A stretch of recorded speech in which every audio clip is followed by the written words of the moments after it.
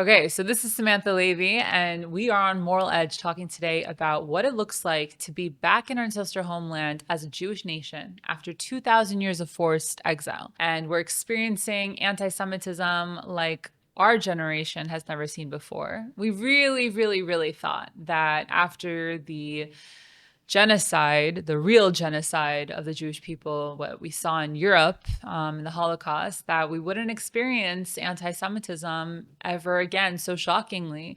But what do we say? When you don't learn your history, you're bound to repeat it, right? And unfortunately, the Jewish people, we're saying making the same mistakes over and over and over and over again. And anti-Semitism itself essentially is a cycle that we see take place when we ourselves don't learn from our own mistakes. What happens, us as the Jewish people, we are living our best lives. We are doing whatever it is that we can to serve Hashem, to be tapped into our highest selves and fulfilling our potentials, both at a national and an individual level. And things start to get a little bit comfortable. We start kind of forgetting our essence. We kind of forget the mission. Sometimes it happens that you see when you get into routine, you can also get a little bit too comfortable and you get out of routine, right? So the same thing happens with the Jewish people when it comes to fulfilling the Torah and the mitzvot. We kind of slip in different areas. And that slipping has caused us in many ways, while especially we were in the exile, to assimilate. And it started off very soft and very slowly. And it got pretty strong, I would say, to the fact that we really want to be like the other nations. We really just want to fit in. We really just want to survive. We really just want to make sure that we're not being the odd ones out. And through that assimilation, we are kind of getting hints from Hashem, hints from our creator. Okay, guys, wake up. You're a Jew. You're supposed to be a light upon the nations, right? And those hints could be little small moments of anti-Semitism here and there. It could be someone commenting on my Junos. It could be someone saying, this Jew is keeping Shabbat and can't make it to the office today. It's all of these snark and small little reminders that came up throughout our history until we really don't understand that these are messages being sent our way, and we kind of get a big slap in the face. And those big slaps in the face have looked very different throughout our diasporic experience, depending on where it is that we are. In Europe, it looked one way. In the East, it looked one way. The Middle East, it looked another way. And unfortunately, what we're seeing today is the term Zionism, essentially, being that reminder where people are being hated for being Zionists. But that word Zionist is very quickly being changed into Jews. Right? People are pointing out to the Jews and they're saying, oh, they're Zionists. Okay, how do you know that this person is a Zionist? What are you basing that off of? But what happens is that this anti-Semitism, this very thing which is meant to remind us that we are Jews, actually ends up uniting us in the process. We kind of get reminded ourselves, right? I'm actually a Jew. That's true.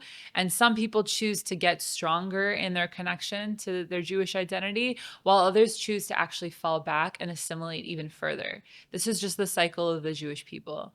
And the more and more that people fall back, we see, like today, intermarriage rates have gone through the roof, something like we've never seen before.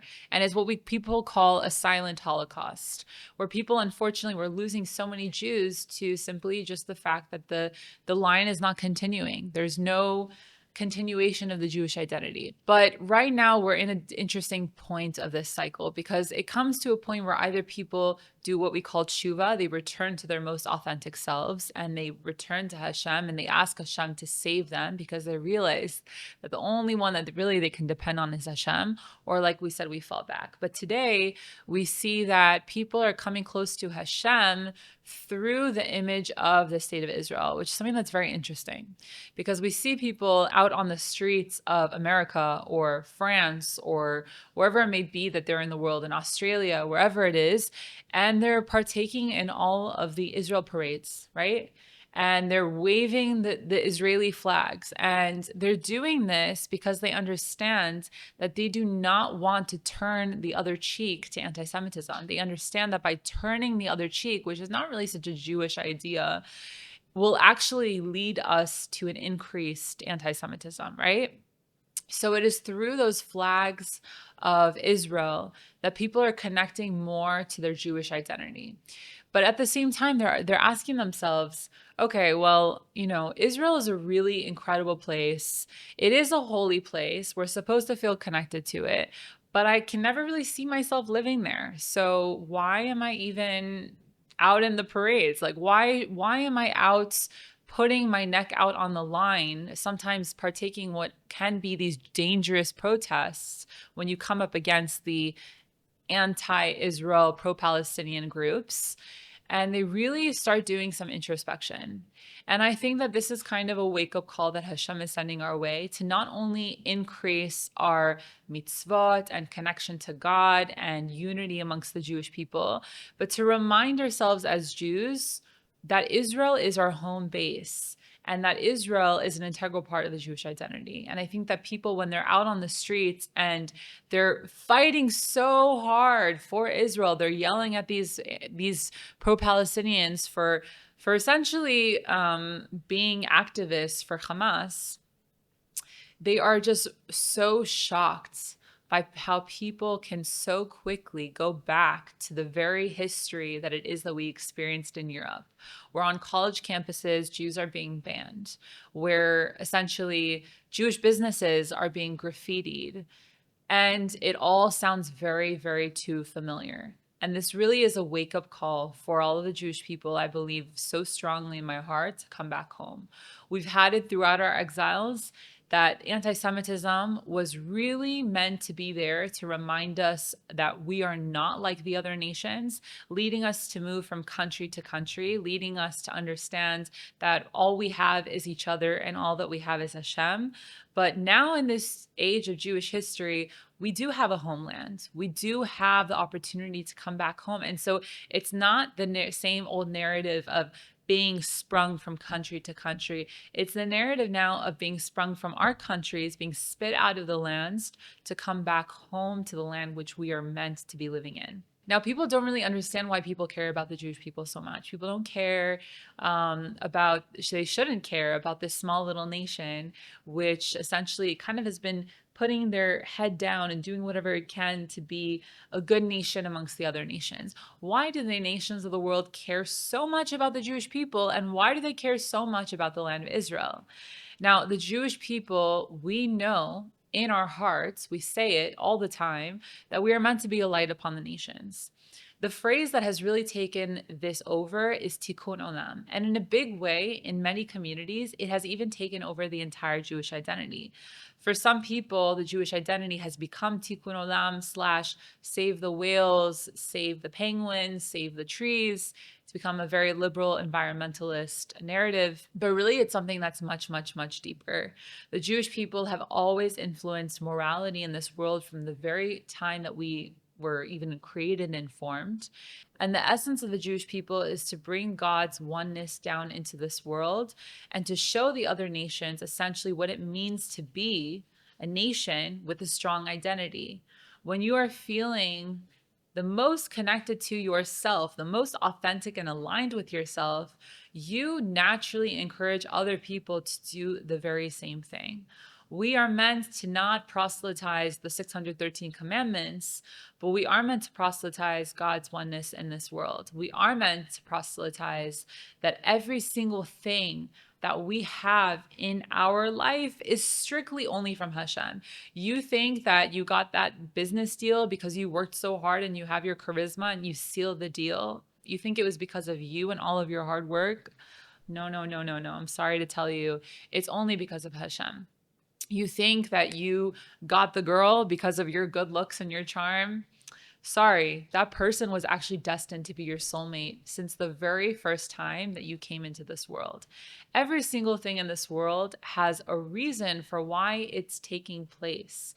And that is exactly what the Jewish people are meant to remind the nations of the world.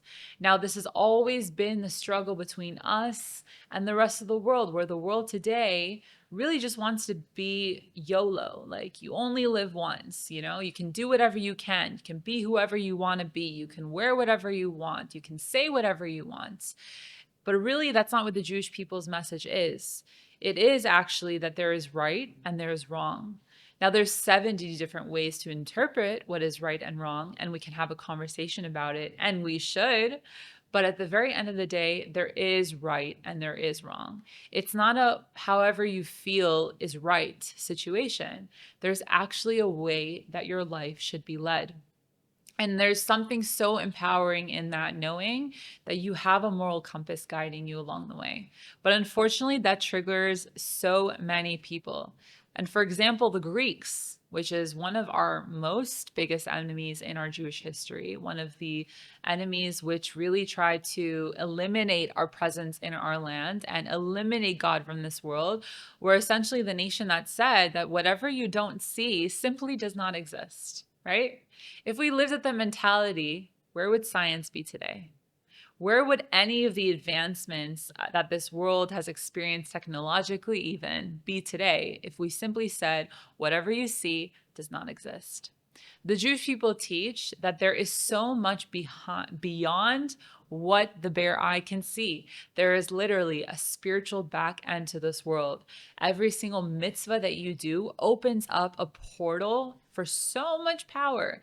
When a man puts on tefillin, he is able to unlock his higher consciousness and bring down so much light into this world that it impacts all of his fellow Jews, but also every other person in this world. It's what we like to call the butterfly effect. Every single thing that you do has a ripple effect that you are not necessarily aware of. But it's what we call the spiritual back end of the world, which impacts the front end of this world, the world that you see. So when you are actually praying for success, you are opening up a portal for abundance to come down into your life. When you believe that there is a God that is guiding you and that God is bringing you your success, you are able to be a magnet moving yourself forward to essentially bring more abundance into your life. And the more that we spiritually elevate ourselves as individuals, we are able to also spiritually elevate other people around the world. Our sages teach that a Jew that actually does introspection and that goes to the, we can say, mountains or to the fields to meditate with God, that person is actually not only expediting the process of the redemption, but is also elevating all of the other Jewish souls around the world. I want you to think about that a little bit further. If you yourself have the potential to elevate all of the other Jews around the world, what could you be doing to be pushing Jewish history forward? As in, we're all going to the streets. We want to make sure that the Jewish people have the best image in the world, that we are all, making people understand that there is no genocide happening here and that we are simply and strictly fighting terrorists that have been keeping our brothers and sisters in captivity. And at the end of the day, we are also fighting a nation that doesn't want us to exist in our ancestral homeland. It's the same history that we are seeing being repeated time and time and time and time again. So my question is, what can you be doing? You're out there on the streets, you're protesting. That's a beautiful, beautiful, beautiful step. But I want you to be understanding that you have a role to be playing in this world as a Jew, and that every single mitzvah that you do impacts your fellow Jews, and that your ability to come home to yourself, to your higher self, allows us to essentially expedite the process of the redemption. And that essentially also allows us to get to the final point where we're fulfilling our mission in this world. We say that the more that the Jewish people are connecting to their higher essence, the more that we are creating a vessel to outpour and to bless the world itself.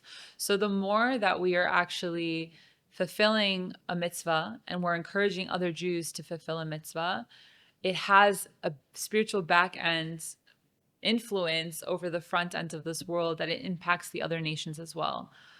So I'm going to just use an example that Nissim Black says frequently. This is something that I've heard him say, and I quote him often. The Jewish people are essentially a flashlight to the nations of the world. So we have so much darkness around us, right? So much, I guess you would say, evil even existing in this world. We have Hamas, we have nations which want to see the Jewish people wiped off of the earth.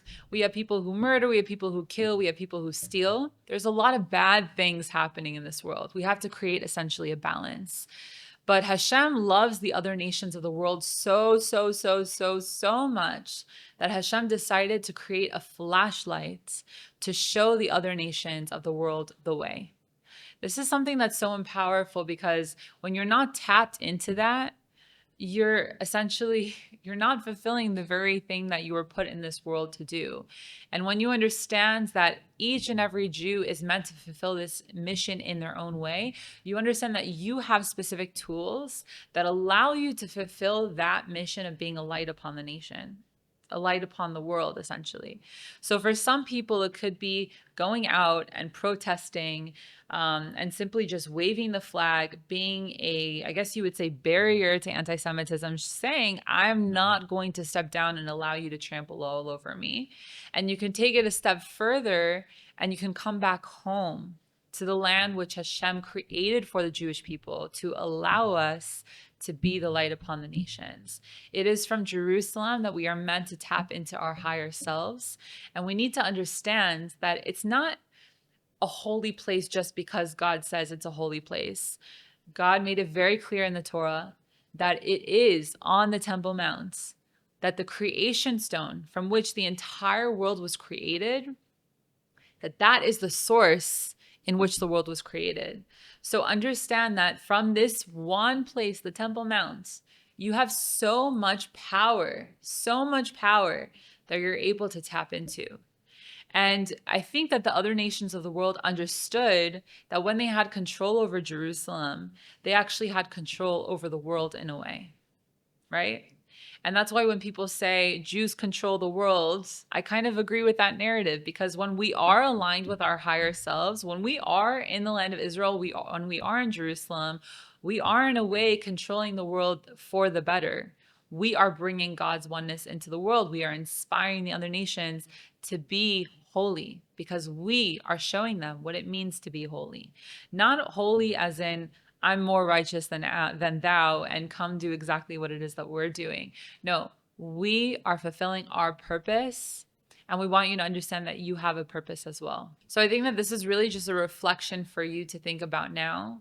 The cycles of Jewish history, of how they've been repeating themselves over and over and over again.